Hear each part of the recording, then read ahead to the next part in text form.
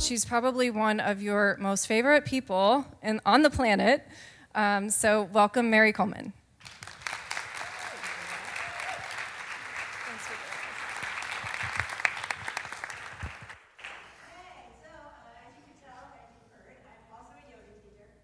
So wherever you are, what I'd like you to do is actually, I want you to lift your arms over your head if you're able, and I want you to stretch the sides of your body. You've been sitting a long time.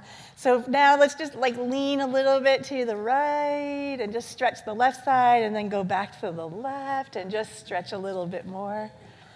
You're going to feel like you can start to breathe a little more deeply now. And then you can take your arms out and stretch them down, shrug your shoulders and roll them around, and just shake off that. Okay. And then we're just going to do a little, you're going to take your fists like this, so thumbs on the outside, knuckles here, and you're just going to do a little pounding on your chest, on your belly, on your sides, up your arms. We're just going to wake up a little bit here, because it's the end and you've had a lovely meal and you're probably like, oh, I'm so tired, right? I'm not going to do me because I'm going to bump this, but all right. And then just shake your hands off. Lovely. Okay. All right. That should help you feel a little bit more enthusiastic or a little bit more alert.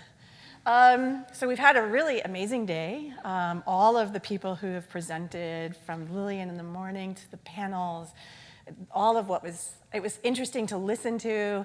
It was like they queued you up to hear what I'm about to say. And I think that's because we all share some really important understanding around what allows us to bring our light and what we shine into the world, and that we are all meant to bring it, and that we have to learn sometimes the tools that are going to be most useful for that. So I'm actually going to be talking about a very specific tool, ultimately. But I'm also first going to be talking about resilience. There's a lot of language around resilience, especially in the corporate structure. I was talking to a group of women the other day who just had me in stitches about the language around organizational resilience. They were hilarious. They were using all these catchphrases, and they were like, and they mean absolutely nothing. And I started to laugh, and I was like, oh, I kind of understand that. So one of the things that led me to start to question was well, what is resilience then at a corporate or an organizational level? And I really kind of drilled down on that, and I was like, it doesn't matter what it is if the individuals aren't resilient themselves. So I'm going to be really focusing today on what is individual resilience. What is it that makes us be able to kind of bounce back after something, but bounce back and able to keep moving, right? So when I'm teaching yoga, one of the places that I teach yoga, and actually one that I really love teaching yoga at, is something called Trauma and Resiliency Resources Warrior Camp, not to be confused with Warrior, the Wounded Warrior Project, which is lovely. Warrior Camp is different. We address the issues of moral injury, military moral injury, which is it's an ethical reaction, actually. It's not something wrong with you. It's the right thing. It's an appropriate response to a horrible experience. And during that, what I do as the yoga teachers, I teach 3 things, which is self-regulation. I take them from an activated state to a regulated state. And then I teach adaptability, and I do that through yoga posture. So I put them in a posture, and I see them struggling with the posture. And they're like, they've got a face, and they're like, why isn't she making me move? And I'll talk the whole time, and they'll look at me like, argh. And then all of a sudden I said, oh, now let's go to the other side. And they're like, oh. And you can see the release in their face, because they've learned, oh, I can be adaptable in this moment. And then I kind of talk them through, there's adaptability in all of it. We always have a moment when we can choose. We can choose adaptability. We can choose regulation. And then from that, after we've worked with those things, we start to build resilience. And so when we talk about resilience in this particular arena, and again, I'm only going to talk about it individually, is that resilience is the process and outcome of successfully adapting to difficult and challenging life experiences through mental, emotional, and behavioral flexibility. This is really important, because all of you are resilient. You're sitting in this room. That's all that you have to know. Sometime in your life, something's happened to you that you had to adapt to suddenly. Everything from the loss of someone or something that was really important to you, to having to completely course correct your life, right? Depending upon what's happening. But you did it, and now you're sitting in this room, right? So all of the things that happened in our life create this ability to become resilient.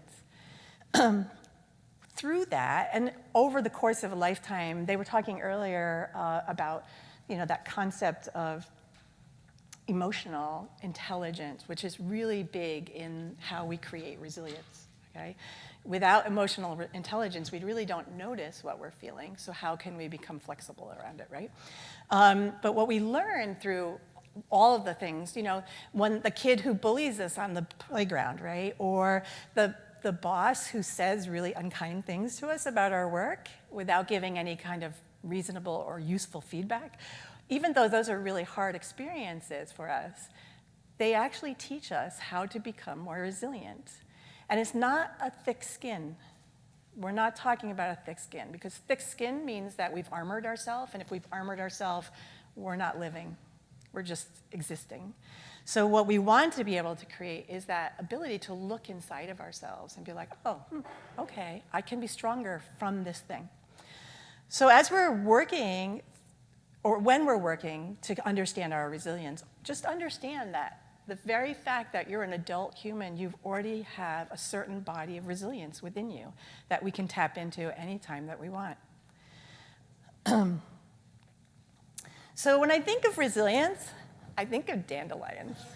So if any of you have ever had a yard, or even worse, a patio with pavers where they grow up in between and you're like, oh, they're back.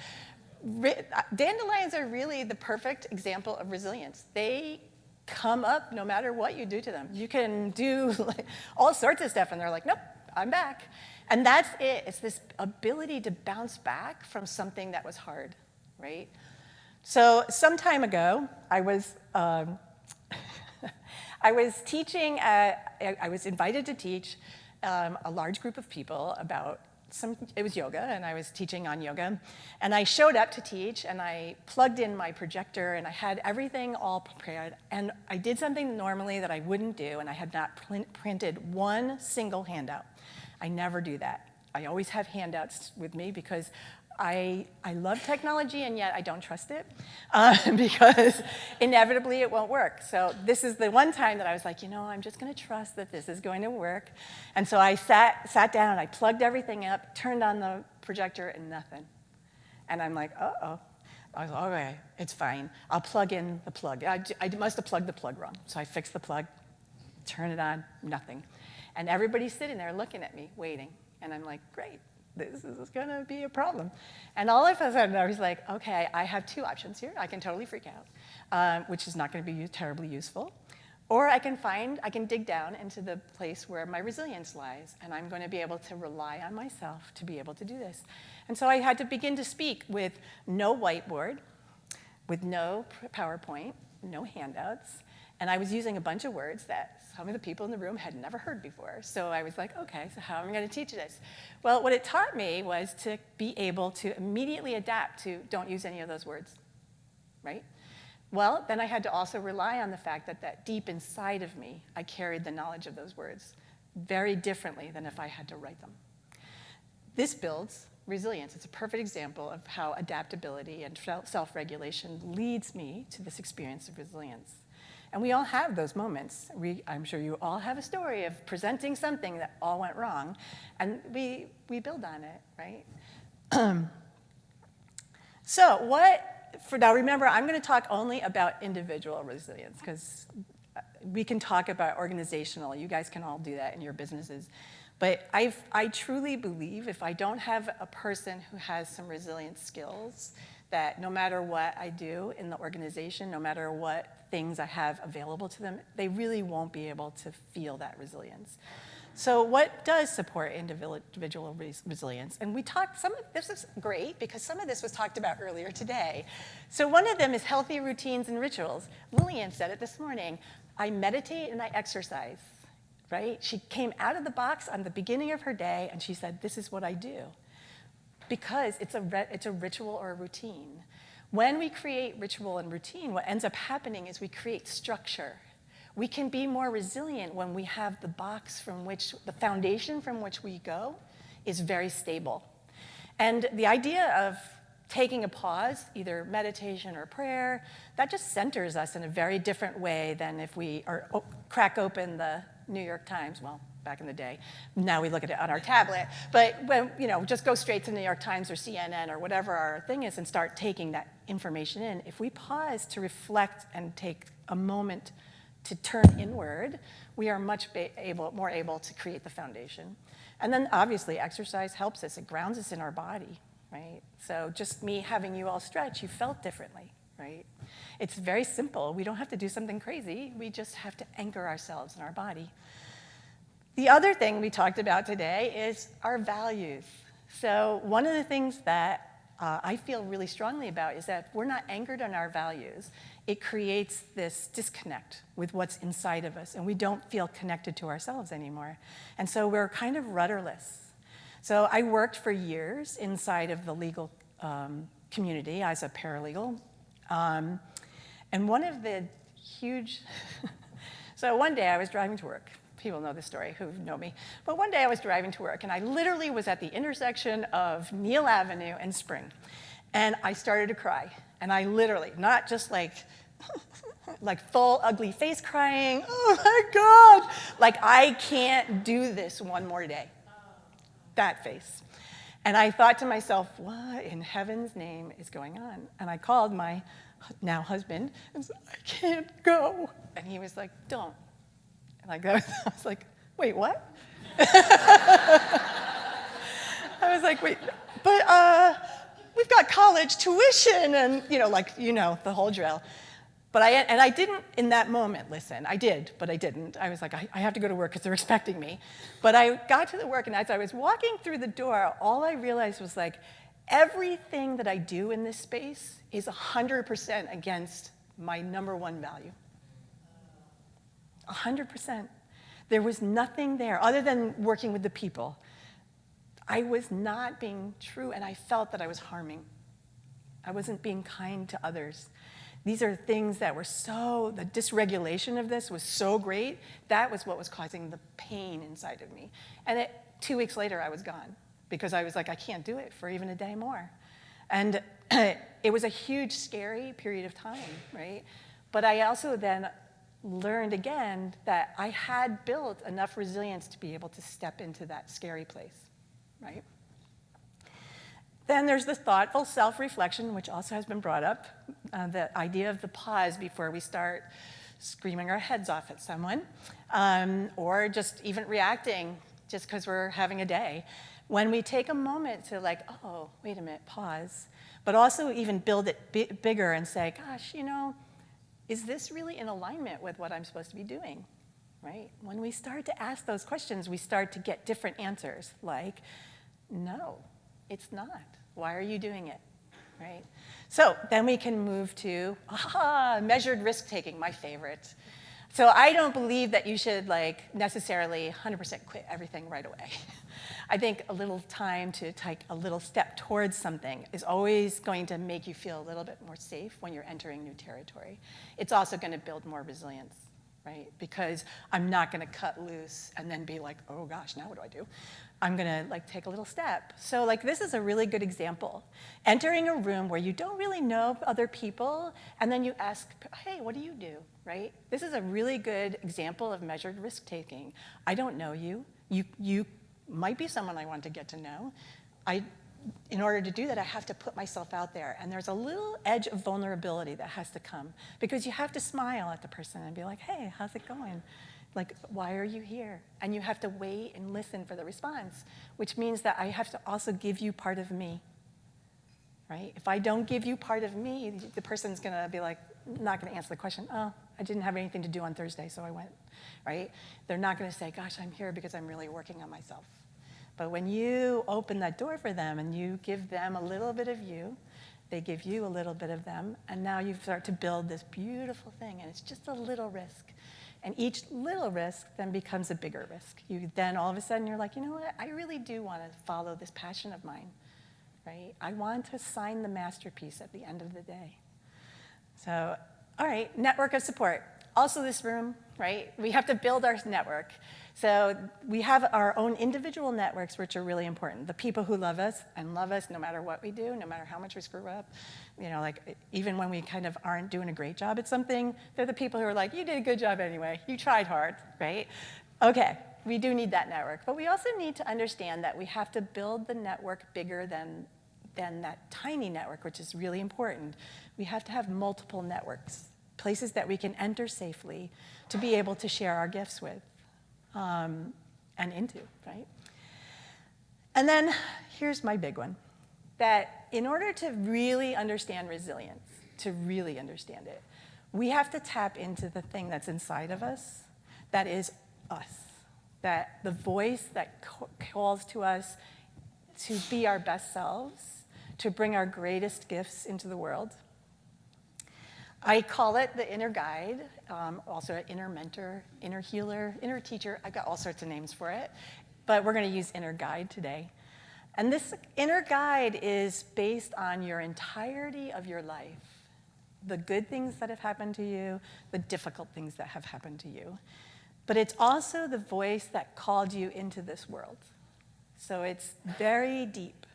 It's the sound that resonates inside of you when you know in the depths of your heart that the thing you're about to do is the right thing.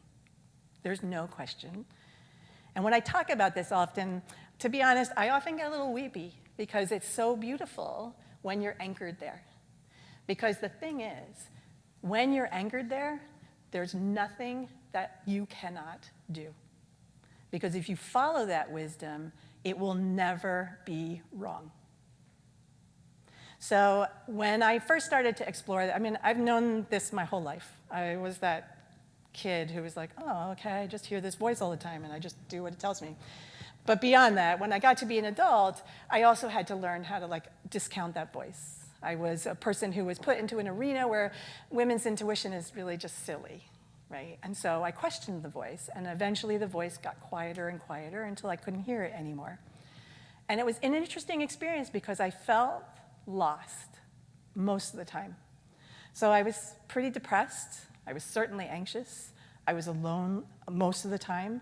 I felt rudderless often. I bumped into great things, but not because there was any design. Until one day I started to ask the question, actually I was in a pretty dark place. I was really depressed actually, and I was like, what am I here for? This is ridiculous. This world is not the world that I had anticipated. I'm alone and not in a good way. And I feel purposeless, like I don't have a reason for being here.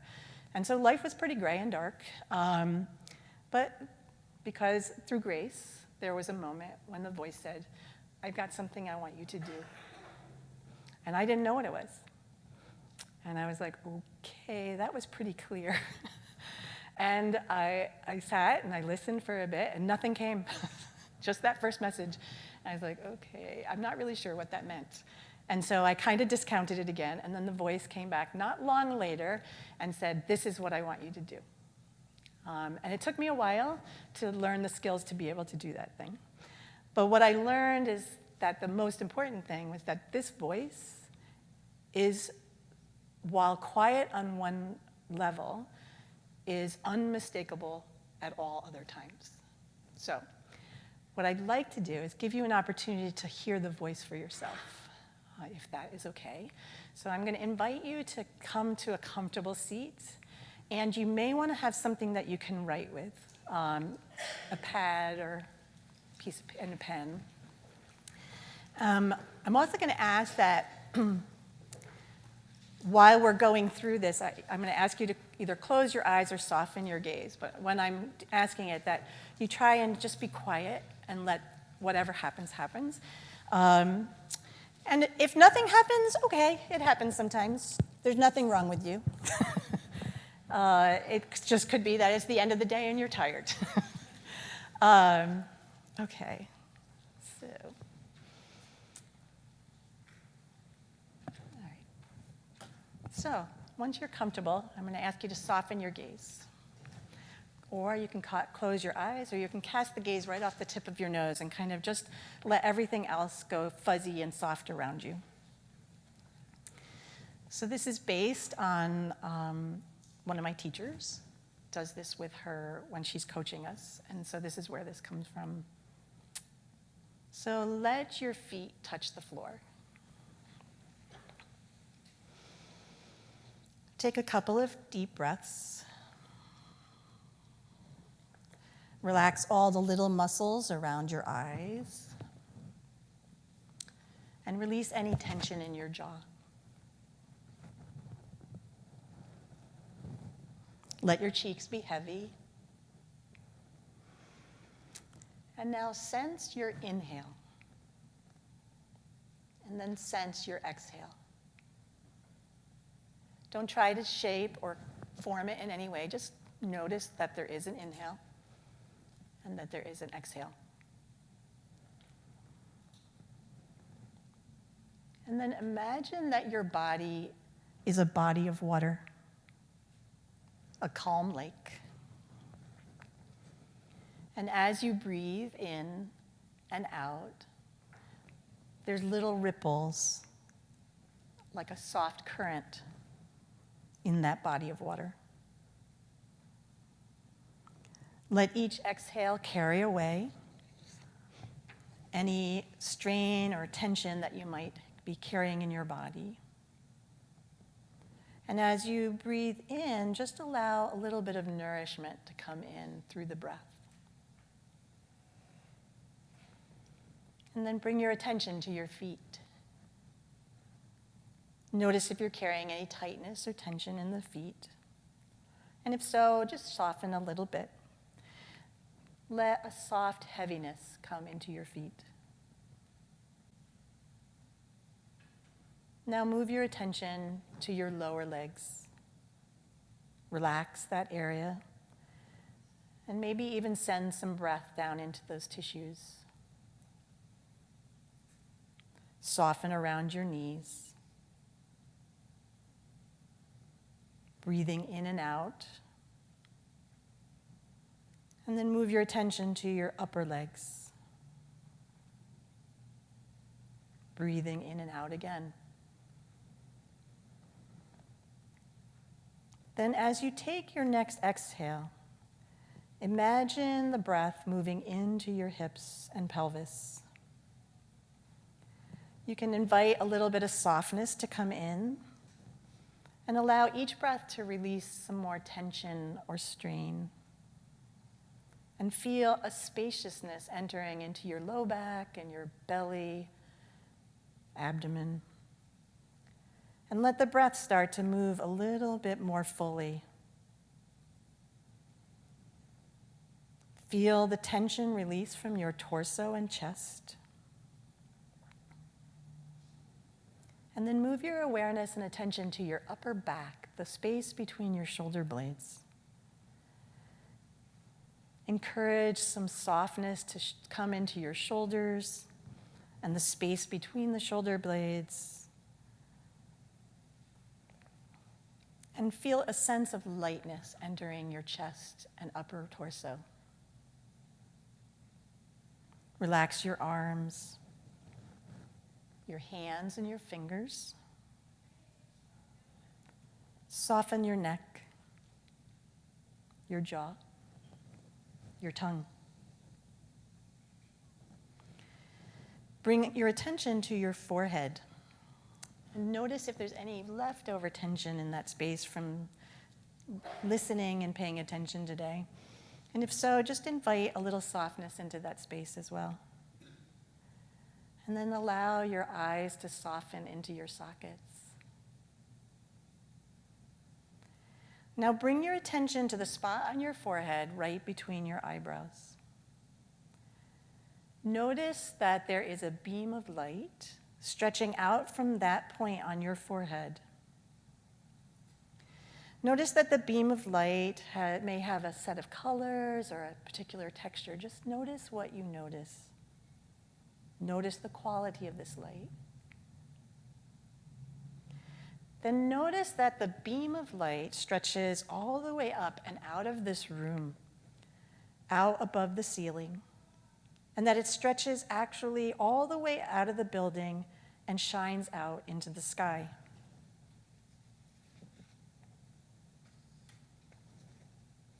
As you notice this, take a moment and step onto the beam of light. As you step onto the beam of light, allow the beam of light to begin to carry you up out into the sky. Notice the blue of the sky and the clouds. Notice that the city is getting smaller beneath you, and you can see more of not just the city, but the area around the city. Continue to travel up. You pass through the sky, pass through the clouds, enjoy the sense of the sun and the movement. And eventually you come into that space where you go into the blue-black space. And there's like a darkness that is kind of velvety and comforting. Then take a notice, and right next to you, right next to the beam that you're on right now, there's another beam next to you. Notice the quality of the light of this beam.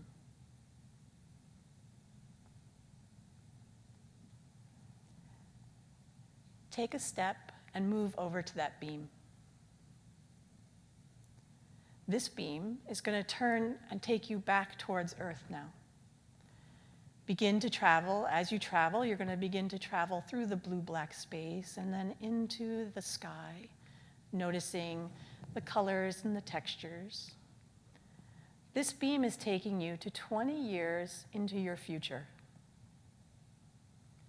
As you travel down the beam, start to notice the part of the Earth that you're coming back towards. It may be familiar to you, it may not, but just notice where you're going. Notice that there might be hills or certain geographical landmarks that you might notice, or that may be unfamiliar to you. Take them in and continue to travel back or down towards Earth. Eventually, you come to notice a dwelling place. As you come down, you get in front of the dwelling place, and it drops you off right in front of this dwelling place. And you can look around and notice the surroundings. This dwelling place is the dwelling place of yourself 20 years from now. Take in what you see. Notice where you are. Turn towards the dwelling, and you see at the front of the dwelling, your future self is standing there waiting to invite you into their home. Follow them. As you enter the home, your future self is excited to share their home with you. And they take you to a place in their home that is special and meaningful for them. They invite you to sit down. They are present and enthusiastic about sharing time with you. Now, take a moment to look around, noticing what kind of place is this? What does it feel like here?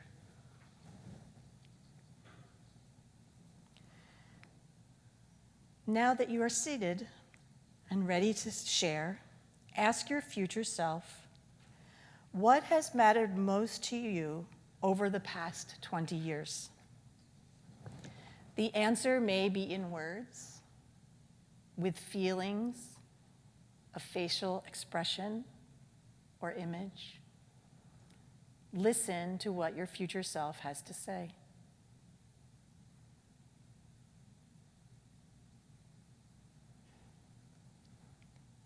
Now ask your future self, what do I need to know to get from where I am today to where you are?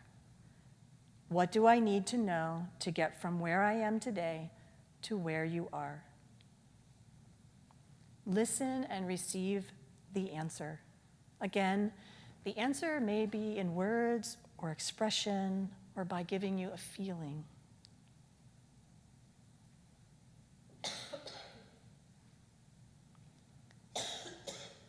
Now ask your future self, what will help me to sing my true song? Listen and receive the answer.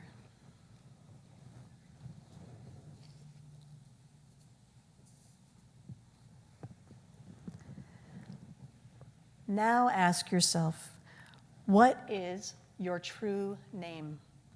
Other than the name that you were given, what name are you called by? The name may be surprising to you. It may make sense. It may not. Let the name rise.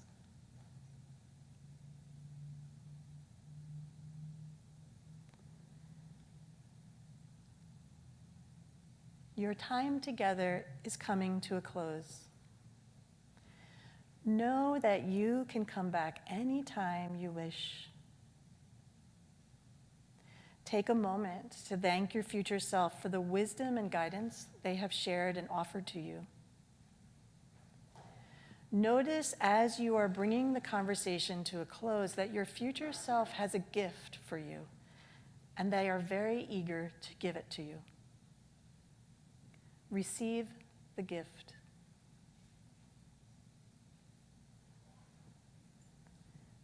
Now make your way back to the beam that carried you to your future self. Go ahead and step on the beam and let it begin to carry you upward again. You can watch your future self's home getting smaller and smaller beneath you as you move through the clouds all the way back to the blue-black space above. Notice that next to the beam you're standing on, there's another beam, the original beam that you traveled on. Step onto that beam and start to travel back down to earth in this present time. As you travel downward, start to see the earth coming into focus below you. See the landscape of this part of the world, this country, your city. Follow the beam all the way back down into this building, into this room where you began your journey. Slowly come back into your body. Feel your toes and your fingers. Maybe wiggle them a little bit. Feel the support of the chair. And then take a little bit deeper breath for a moment. And then open your eyes. So we're going to take a couple of moments here just to write down some of the responses that you may have experienced to your questions. So the very first question that you asked your future self was, what do I need to know to get from where I am today to where you are? So if she or he gave you a response, you can write down what that was. So what do I need to know to get from where I am to where you are?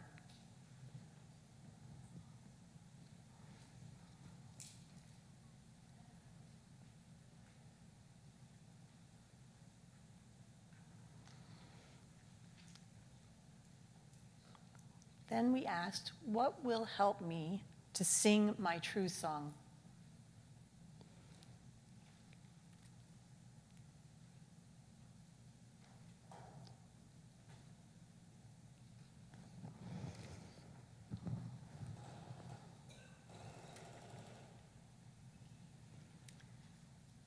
And then we asked, what is your true name?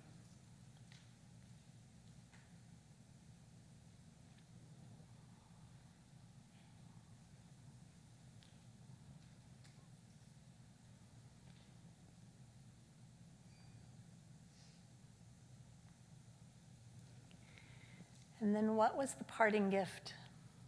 What did your future self give you?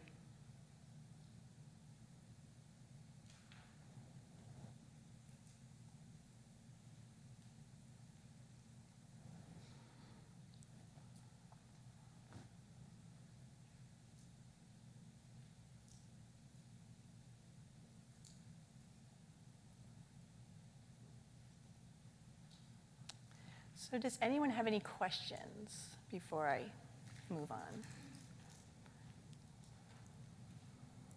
So let me just clarify something. So I've had people be like, nothing happened at all. And I'm like, okay, it's okay. Sometimes we're just not in the right headspace to hear or do it, and it's okay. But going through the process has allowed you to see that there's a way for you to connect to yourself. And it's very intentional, that you quiet yourself and that you center yourself, and then you take a little journey so that you can go and find that place. And there's some structure around it.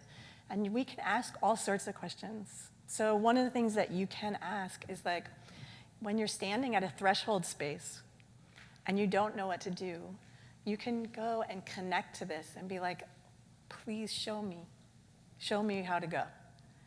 Because we all enter threshold spaces from time to time in our life where we don't know what to do.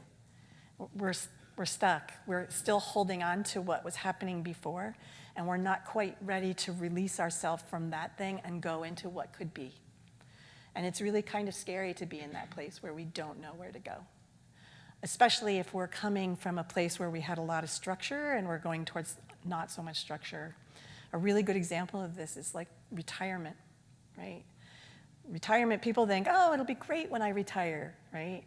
And then they retire and they're like, this is the worst thing that's ever happened to me because I don't know who I am, I don't have any structure to my day, and I have no longer a network of people that I can see on a regular basis. And so depression skyrockets. But when we do some work in preparation to get there, we are more successful. But also if we can tap into this knowledge of like, hey, what is the inner guide asking me to do? We often can find a different story, which is kind of like the story that Nick told, which was that there was something not being given to me in this other place, and I had to go find it someplace else. And so I followed the breadcrumbs until I was there. And look what it delivered for him. He's a really good example. It gave him this big world that changed. So we can tap into the inner guide through this intentional way, or we can just start to create a relationship with it so that we tap into it like, should I buy this kind of yogurt or should I get that kind of yogurt, right? Like we can be doing the everyday as we do it, or we can be like targeting these larger experiences. Okay, any questions or concerns before I move on? Everybody's okay? Did you have a little bit of an experience with your inner guide? Okay. Let me see. So the inner guide comes from the wellspring of our own experience and knowledge.